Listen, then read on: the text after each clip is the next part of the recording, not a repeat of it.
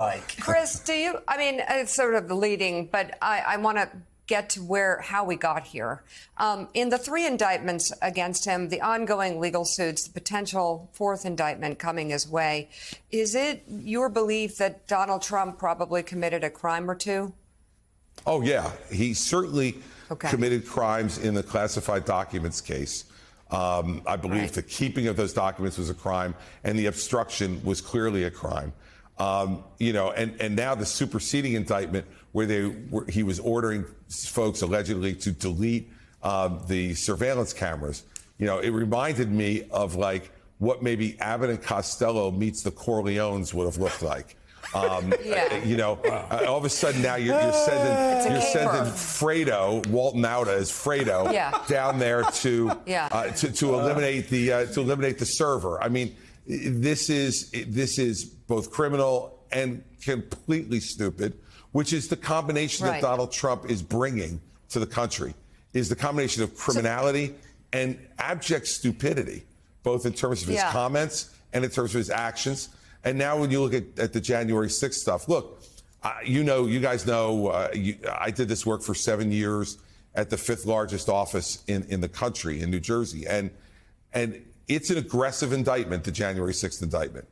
I think there are more legal issues raised in the January 6th indictment than in the classified documents indictment, which I think is a pretty clean, clear, and not really assailable from a legal perspective. There are going to be some interesting legal judgments to make in the January 6th case.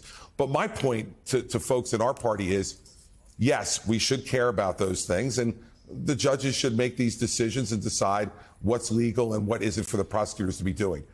But the bigger question for us is the underlying conduct. Whether you believe what Donald Trump did on January 6th was criminal or not, it was immoral.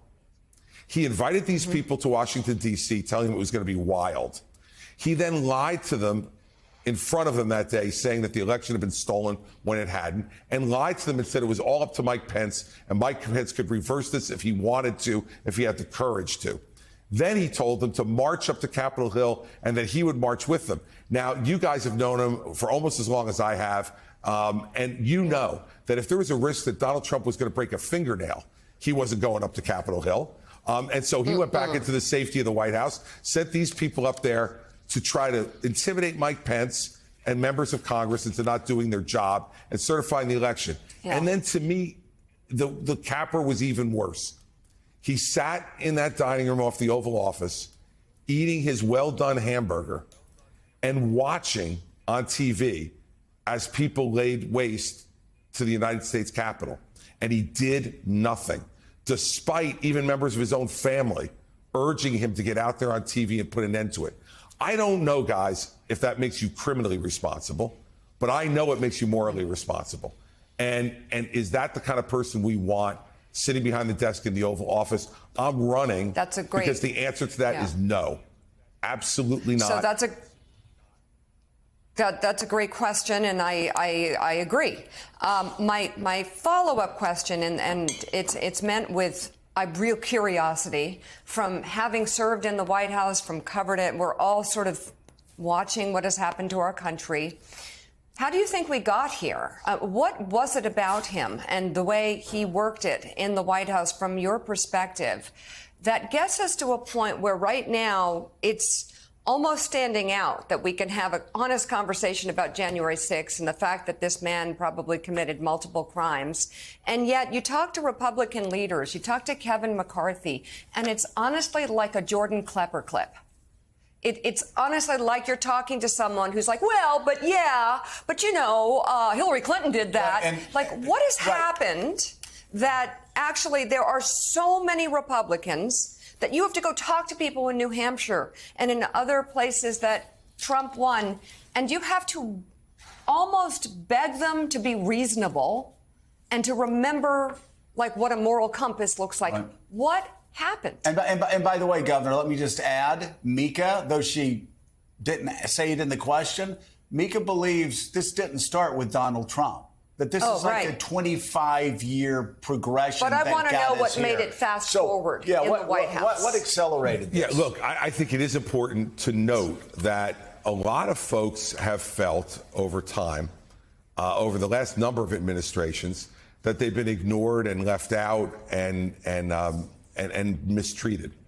And so there was an anger in the country that Donald Trump tapped into in 2016 that was the creation of both parties.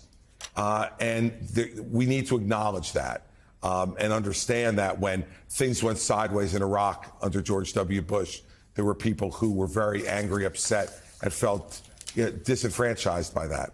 When Barack Obama said, if you like your doctor, you can keep him. If you like your health plan, you can keep him. And that turned out to be untrue. That made people even more cynical towards their government. And then Donald Trump raised that cynicism to an entirely new level during his presidency. And now Joe Biden, by promising the country when he was running that he was going to be a moderate who was going to govern from the middle and bring people together, and a lot of people, a lot of Republicans who were discontent with Trump, and a lot of independents who had voted for Trump in 2016, went ahead and took a chance on Biden, and they're now disillusioned, and the polls show that they're disillusioned with President Biden. So first, I think it's important to note that there are a number of people who contributed mightily to this problem in addition to Donald Trump. The problem with Donald Trump is that he knows no sense of history, has no intellectual curiosity, and doesn't care whether he puts himself before the country at every turn. So when he sits now, Mika, and says, well, I'm getting indicted for you, it is so patently absurd. Not only because all the conduct he's getting indicted for were things he didn't have to do and he chose himself to do, had nothing to do with protecting the American people. How are the American people benefited by him keeping boxes of classified documents in Mar-a-Lago? That was there, and you guys know this. He was there just for him to continue to pretend he was president and show off for people who were on the back patio at Mar-a-Lago by showing them things he shouldn't have been showing them. And so he's not putting America first. That's the great irony of this campaign is Donald Trump saying he's going to put America first. He has not put America first. He's put Donald Trump first. And I do believe, and there was a poll that just came out this weekend in New Hampshire, which has Donald Trump now down to 34% in New Hampshire. Now, Ron DeSantis at 13, I'm at 11. So we're still behind him. But he's down 14 points from where he was.